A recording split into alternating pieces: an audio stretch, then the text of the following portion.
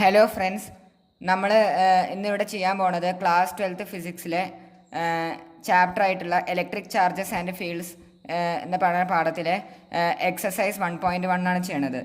Question പറഞ്ഞിട്ടുള്ളത് what is the force between two small charged spheres having charges of 2 × 10⁻⁻7 coulomb and 3 × 10⁻⁻7 coulomb placed 30 centimetre apart in air. ഇതാണ് ചോദ്യം. അപ്പോൾ നമുക്ക് equation അറിയാം.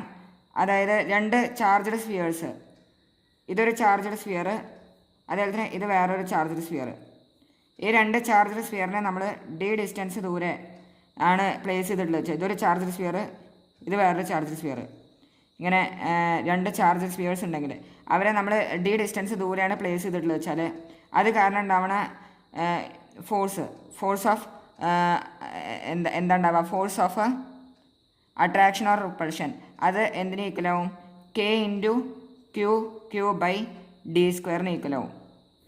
ഇതാണ് equation. അപ്പോൾ ഇതാണ് നമ്മളിവിടെ യൂസ് ചെയ്യേണ്ട ഇക്വേഷൻ എന്ന് പറയുന്നത്.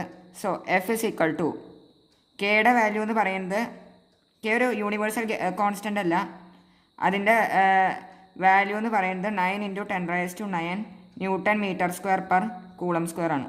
അപ്പോൾ അത് നമ്മളിവിടെ സബ്സ്റ്റിറ്റ്യൂട്ട് ചെയ്യുക. 9 × 10⁻⁹ ഇൻറ്റു ഇവിടെ ഒരു ചാർജ് എന്ന് പറയുന്നത് 2 × 10⁻⁻7 ഇൻറ്റു മറ്റേ charge 3 × 10⁻⁻7 whole divided by 30 × 10⁻² the whole square.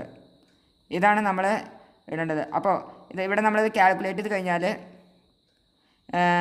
2018.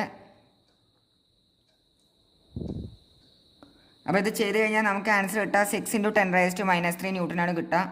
പിന്നെ അത് ഇവിടെ റിപ്പൾസീവ് നേച്ചർ ആയിരിക്കും ഉണ്ടാവുക. കാരണം രണ്ട് ചാർജസും എന്താണ്, ലൈക്ക് ചാർജസ് ആണ്. ലൈക്ക് ചാർജസ് ആവുന്ന സമയത്ത് റിപ്പൽ ചെയ്യാണ് ചെയ്യുക. ലൈക്ക് ചാർജസ് റിപ്പൽ, അത് കാരണമാണ് അവിടെ റിപ്പൾസീവ് ഫോഴ്സാണ് ഇത് വരിക. ഈ ഫോഴ്സ് 6 × 10⁻³ ന്യൂട്ടൻ ഇത് റിപ്പൽ ചെയ്യാണ് ചെയ്യുക.